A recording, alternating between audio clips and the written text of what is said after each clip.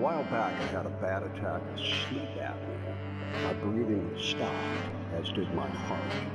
My astral body ascended, and I could see my earthly, lifeless body in bed. I then found myself in a tunnel of sorts with spinning sides, moving faster to somewhere.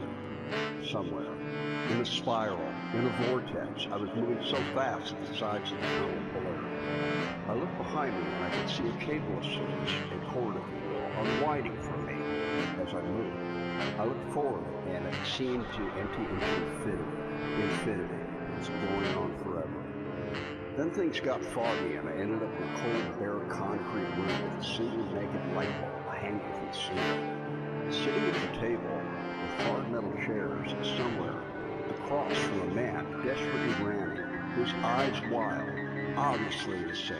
He was wearing a fedora, he had a funny little mustache, and he was wearing a white button-down shirt. I said, wait a minute, what just happened? Where am I? And who are you? He said his name was Hodel. I was in a processing place, the final placement, and you know what happened. Hodel, that means nothing to me. Should I know you? He said he was well known in the 1940s and that he had been a doctor, and I could tell something was horribly wrong with him as he now started saying stuff that made no sense, tortured by guilt, things he had done, rambling incoherently, something about leaving her on the left labia majora, and I thought I was making an artistic expression, and god damn it, I did. He kept saying these things over and over.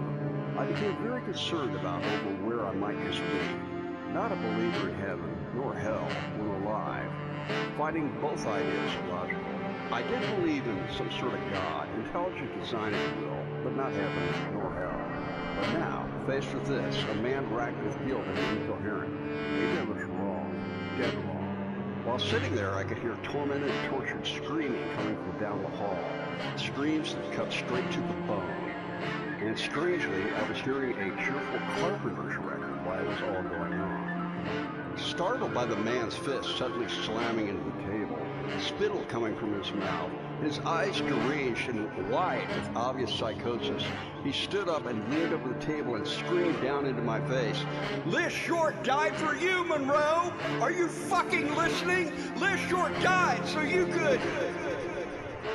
Suddenly feeling massive regret and recalling some of the bad stuff I had done while on the earthly plane, it was becoming more and more apparent of just where I was, the gravity of the situation. Starting to grasp that I would likely stay in this horrid place for an eternity.